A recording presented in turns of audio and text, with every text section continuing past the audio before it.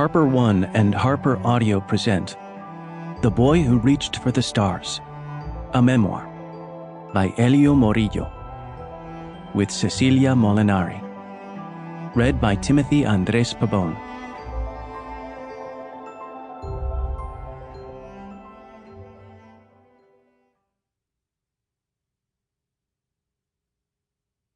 To my mom, for loving me unconditionally through struggles to the stars. Introduction. The first time I was betrayed by gravity, I was 3 years old. When the clock on the wall of La Escuelita struck 10 a.m., I eagerly beelined to the silver slide out on the playground. Ripping the railings, I steadily and fearlessly climbed the ladder's steps. At the top of the platform, I turned my back to the inviting slide that would have carried me safely down to the ground, and instead I faced the open air, readied myself to take my maiden flight, and leapt. I relished one glorious fraction of a second suspended in the warm Ecuadorian air before predictably plummeting face first to the dirt below.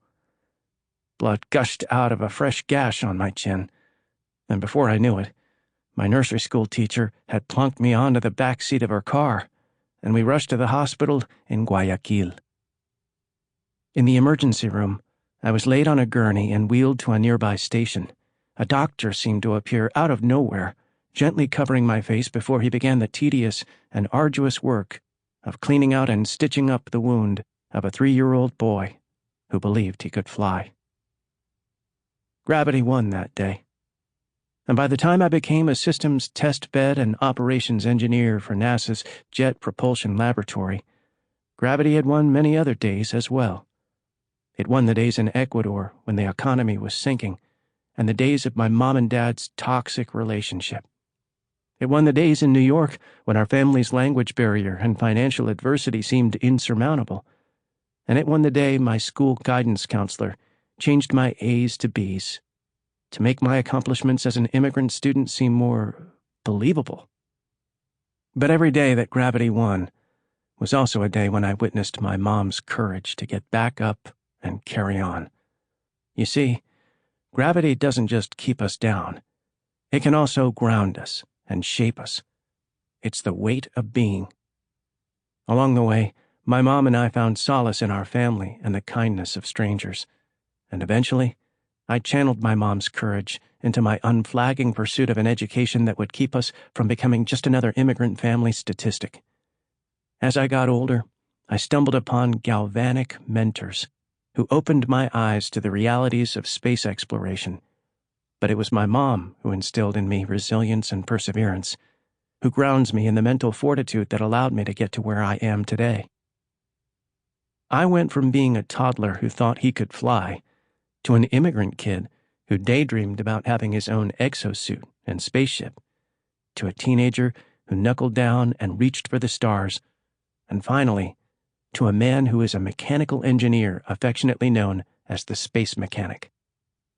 I have worked on equipment that soared through space and is currently on Mars, trying to help us understand whether there may once have been life on a planet other than Earth. The journey has not been without its sacrifices and hardships, including hitting astounding professional milestones in my late 20s, only to nosedive into deep burnout territory within that same time frame for not recognizing when to stop, take a breath, and make room in the vastness of space for the vastness of myself. The good news is, not only am I just getting started, but also in a lot of ways, it feels like we are just getting started. There is still so much more to be done to expand humankind's access to space, and I'm thrilled to be a part of the exploration. Working on the Mars 2020 mission allowed me to contribute a grain of sand to helping our civilization understand our place in the universe. How were we made? When were we made? Why were we made? Are we alone? These are the questions that inspire me to push the limits of space, technology, and myself. Despite the conflicts, the catastrophe. Sample complete. Ready to continue?